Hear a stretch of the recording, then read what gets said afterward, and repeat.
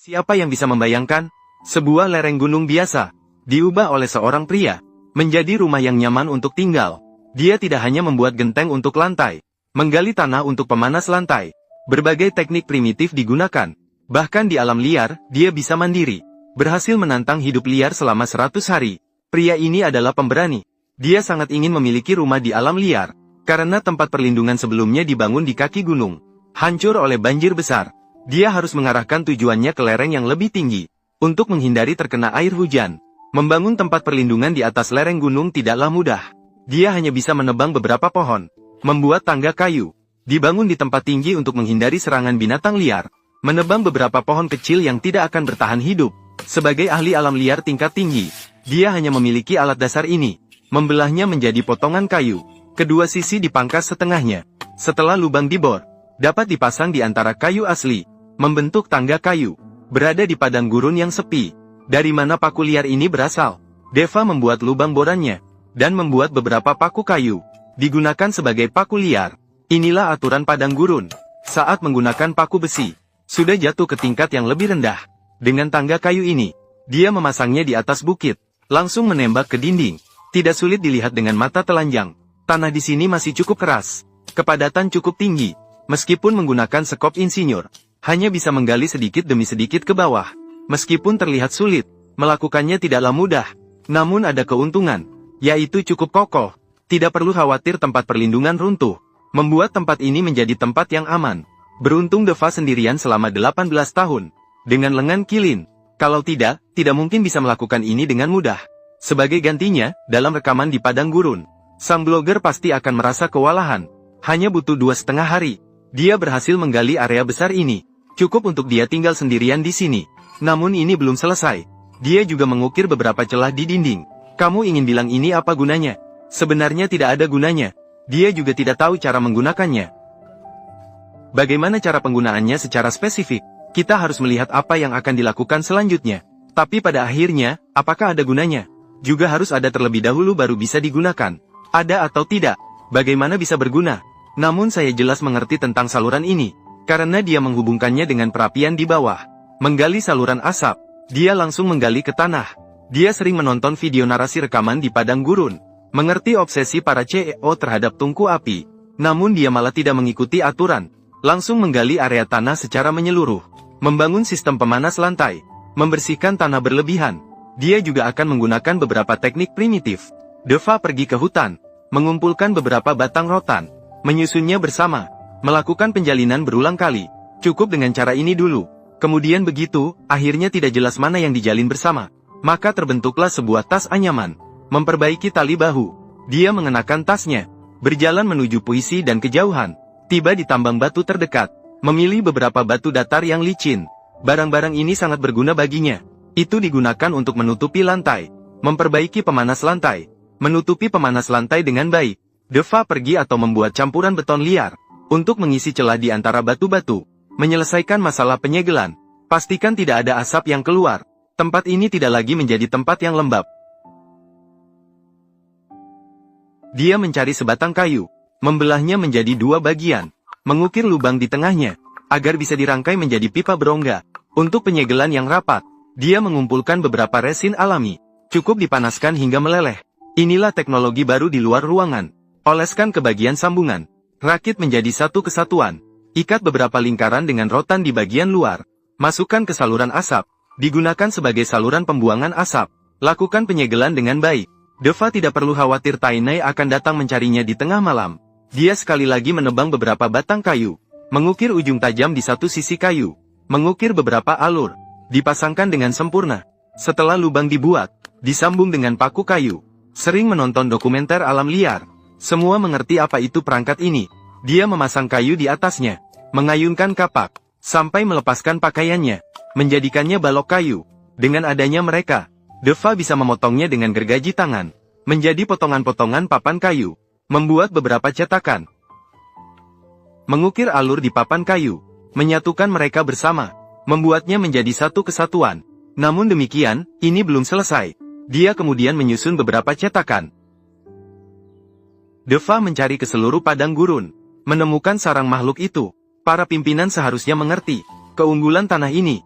memecah dan menghancurkannya, menambahkan air mata air atau membuatnya. Inilah teknologi lama luar ruangan semen liar. Karena Deva tidak ingin membakarnya, di dalamnya tidak ada arang kayu, bata-bata yang disebut bata padang gurun. Semua adalah aktor pembangunan padang gurun. Deva sebagai seorang anak laki-laki polos, hanya menggunakan resin sebagai kerangka, membentuk beberapa batu bata. Hasilnya jelas, ini bukan tanah biasa. Dia membawa sebatang tiang kayu, memotong sekelilingnya rata, membuatnya menjadi sepotong kayu, mengukir di dalamnya dengan pahat berulang kali, mengeluarkan kayu yang berlebih di dalamnya, membuatnya menjadi sebuah figur akhir dari manusia. Tentu saja, akhir ini telah dia tembus. Namun ini bisa digunakan sebagai cetakan, atau menggunakan tanah sarang rayap sebagai dasar, untuk membuat campuran beton liar, mengisi cetakan dengan campuran tersebut, melapisi dengan halus dan licin, menjadikannya bata-bata. Mengulangi proses ini berulang kali, maka akan mendapatkan 999 bata tanah. Pertama-tama, biarkan mereka mengering di samping. Dia mengambil beberapa potongan kayu, kemudian memotongnya lagi. Beberapa bagian kayu diukir untuk membuat sambungan. Beberapa bagian digali untuk paku. Setelah sambungan dimasukkan ke dalam kayu, maka mereka bisa disatukan. Semakin dipukul, semakin melebar di bagian bawah. Inilah prinsip skrup ekspansi. Menghubungkannya dengan baik sebelum terlambat. Dia mengambil 2 potongan kayu lagi, membuat sambungan untuk menghubungkannya, agar bisa menghubungkannya bersama. Bagian bawah kayu digali untuk membuat alur. Hanya saja tidak tahu ini digunakan untuk apa. Tapi tidak masalah apa yang dilakukan. Menghubungkannya, membuatnya menjadi sebuah pondok kayu persegi. Di sini digali lubang di tanah, memasukkan bingkai pintu ke dalamnya. Setelah melakukan pemasangan awal, dia membawa bata yang sudah kering. Tidak perlu dipanggang. Ini sudah cukup kuat. Tidak ada masalah dengan hujan yang menghantam. Harus dikirim dengan baik. Beton liar digunakan bersama dengan bata. Mulai membangun, terutama di sini, di perapian. Ada saluran udara di bagian bawah. Harus sangat berhati-hati. Tidak hanya itu, dia juga menyusunnya di dalam sungai. Mereka yang tidak pernah berada di padang gurun akan merasa agak berlebihan. Tetapi Deva memiliki pertimbangannya sendiri. Tentu saja ini bukan sesuatu yang bisa diketahui oleh pemilik blok ini. Lagi pula, saya tidak memiliki hubungan dengannya. Dinding perapian yang dipersiapkan sebelumnya sudah cukup kering. Masukkan ke dalam perapian. Lanjutkan dengan menggunakan bata lumpur. Melihat sampai di sini, akhirnya saya sedikit mengerti. Ini murni omong kosong belaka. Namun ini juga sangat baik untuk memisahkan kelembapan yang terdengar dari dinding gua. Sepertinya Deva yang lajang selama 18 tahun sedang memikirkan masa depannya. Meskipun sering berkeliaran di padang gurun, tetap harus menjaga tubuh yang sehat, memberikan istri kehidupan bahagia. Sejujurnya, dia benar-benar hebat. Lihat saja tekniknya. Kamu bilang dia tidak berlatih di lokasi selama 2,5 tahun. Saya benar-benar tidak percaya. Menguasai teknologi primitif yang kaya. Ini seperti mengiris mentimun. Membuka mata saya. Namun yang membuat orang pusing adalah bagian belakangnya. Dia membangun saluran asap dengan baik. Untuk masalah yang sering diperhatikan oleh para direktur, dia juga berhasil menyelesaikannya dengan sempurna. Tinggi dinding sudah cukup. Dia memasang bingkai jendela lebih awal, agar cukup kokoh. Tapi saya tidak terlalu mengerti di sini. Apakah menggunakan kayu lebih andal? 2 hari kemudian, Deva sudah menyelesaikan pembangunan dinding. Untuk hidup yang lebih berkelanjutan, dia harus mencari beberapa batang kayu, membuat perangkap ikan. Bukan berarti dia memiliki sampah. Namun di pedalaman, hanya bisa makan ikan. Yang lain semuanya adalah perlindungan hewan. Tidak mungkin hanya untuk membuat video, untuk mendapatkan sepasang gelang perak. Tapi itu juga bagus. Tidak perlu membangun sendiri. Ada tempat penampungan gratis. Gantungkan kail ikan liar dengan baik. Deva mencari di seluruh padang gurun, menemukan beberapa tunas kentang. Di bawah ini biasanya ada beberapa kentang, untuk memastikan kebutuhan hidupnya. Semuanya tidak boleh terlewatkan. Menyalakan perapian. Dia juga ingin menikmatinya dengan baik. Memasukkan kentang ke dalamnya untuk dipanggang. Melihat asap yang naik perlahan. Benar-benar merasa seperti di rumah. Kentang sudah matang. Dia menghancurkannya menjadi kentang tumbuk. Digantung sebagai umpan ikan. Ini sebenarnya bukan untuk dimakan langsung. Saya pikir Deva juga sudah melayang. Seperti pepatah, jaring besar bagus untuk menangkap ikan. Ada begitu banyak kail ikan. Menangkap ikan tentu saja tidak ada masalah. Dia pergi ke sungai. Dia mengelilingi beberapa batu, membentuk kolam air yang mengalir. Di atasnya bisa dipasang perangkap ikan. Menata dengan baik. Deva juga harus memikirkan istirahat malam ini. Dia mengambil sekeranjang daun dan ranting yang tidak diketahui jenisnya. Dibawa kembali ke tempat perlindungan. Disusun di lantai sebagai tempat tidur.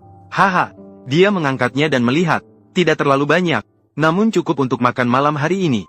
menggantung umpan lagi, dimasukkan ke sungai untuk menangkap ikan, membersihkan ikan kecil, menyusun menjadi satu deretan lagi, menaruhnya di lubang asap untuk merokok sejenak. Kedatangan rasa lezat selalu membutuhkan waktu yang berlalu. Dia memanfaatkan waktu ini, membuat bubur sayuran liar. Dengan sekilas sudah tahu, tanpa teknologi apapun, benar-benar bersih dan higienis. Disajikan dengan ikan kecil yang sudah diasap. Hidup seperti ini sungguh menyenangkan. Deva menikmati hidangan ini dengan senang hati. Tapi ini hanya makanan pertama. Kehidupan selanjutnya lebih sejahtera. Makan dan minum sampai kenyang. Deva tergeletak di tanah. Perlahan-lahan tertidur. Saat fajar, dia masih di sana. Atap tidak tertutup, sehingga di mana-mana ada asap. Maka Deva mencari tanah liat dari ladang, dan membuat campuran beton liar. Bahan utamanya adalah batu bata ini. Tafat memasangkannya bersama-sama, membentuk sebuah tungku, agar udara bisa mengalir di keempat sisinya. Dan di tengah, dia meletakkan dinding tungku yang telah dibentuk sebelumnya, melanjutkan membangun ke atas, hingga mencapai ketinggian 0,5 meter. Dia membawa 5 batang bambu ke hutan, mengambil beberapa kulit pohon eukaliptus, sering menonton dokumenter alam oleh CEO, secara alami memahami keajaibannya, langsung menyalakan api, tidak perlu khawatir tentang kebakaran. Selagi dia terbakar, dia kembali mencari tanah. Semut putih harus memanggilnya leluhur hidup. Dapat membuat beton sebelumnya, dia harus mengumpulkan beberapa batang rotan, membuat ulang satu. Mutoran hanya digunakan untuk menyaring abu kayu. Cukup dengan alas. Dia hanya membutuhkan bagian yang paling halus. Menyiapkan beton liar, menaburkan abu kayu sebagai dasar, membentuknya menjadi bulatan, menggunakan tongkat kayu untuk menghilangkan bagian yang berlebihan, mengubahnya menjadi sehelai papan lumpur. Mengulangi proses ini berulang kali, akan mendapatkan 99 potongan genteng lumpur. Setelah dikeringkan, bisa dimasukkan ke dalam tungku, menyalakan api, memberikan suhu paling panas. Dia benar-benar hebat, malah membakar batu bata di alam liar. Namun dengan dukungan teknologi eukaliptus, apakah bisa berhasil? Kita harus melihat kelanjutannya. Sambil waktu pembuatan batu bata, dia pergi mengumpulkan beberapa batang kayu, untuk menyempurnakan tempat perlindungan. Pertama, gunakan kapak untuk menebangnya satu persatu, membuatnya menjadi persegi, tetap rapi, sulit untuk membuat berbagai macam perabotan. Gunakan gergaji tangan untuk memotongnya menjadi potongan-potongan papan kayu. Setelah dipotong di tengah, Anda dapat mengebor lubang di salah satu sisinya. Masukkan paku kayu di dalamnya, agar bisa disatukan menjadi satu kesatuan, dan terus terhubung ke atas. Maka akan mendapatkan sebuah meja. Dengan adanya itu, kreativitasnya bisa terus berkembang. Dengan sedikit suara berdering, maka berubah menjadi seperti ini. Namun hal ini tidak terlalu terlambat. Dia kemudian memperbaiki balok kayu di kedua sisi, sehingga meja dapat berputar ke atas dan ke bawah. Masukkan ke dalam niche yang sudah disiapkan sebelumnya. Tutup kedua sisinya dengan tanah liat. Biarkan mengering terlebih dahulu. Kreativitasnya harus terus dibangun. Dia memperbaiki beberapa potongan papan kayu bersama-sama, membuat dua meja. Kemudian dipotong kepala pasak di kedua sisi. Orang yang jeli akan langsung tahu ini adalah jendela. Dia memperbaiki beberapa potongan kayu di atasnya. Jendela sekarang memiliki fungsi berputar. Ketika dipasang ke dalam bingkai jendela, benar-benar sempurna dan tak terbantahkan. Ini seperti burung pipit mencakar pantat sapi. Memang keren, tapi ini hanya seperti memakai stocking tipis. Pembuatan pintu kayu di belakanglah yang membingungkan. Tapi bukan begitu. Sekarang dia mengukir dua balok kayu menjadi 14. Setelah dipotong kepala pasak di satu sisi, mereka bisa disusun bersama, pasang di atas atap, membentuk struktur rangka atap, diperbaiki dengan paku kayu. Dia mengambil papan kayu yang sudah dipersiapkan sebelumnya, tapi ini tidak bisa langsung dipasang. Deva menuangkan resin ke dalam kaleng, mencairkannya dengan pemanasan. Inilah perekat luar ruangan yang sudah lama kita kenal. Cukup oleskan pada satu sisi papan kayu.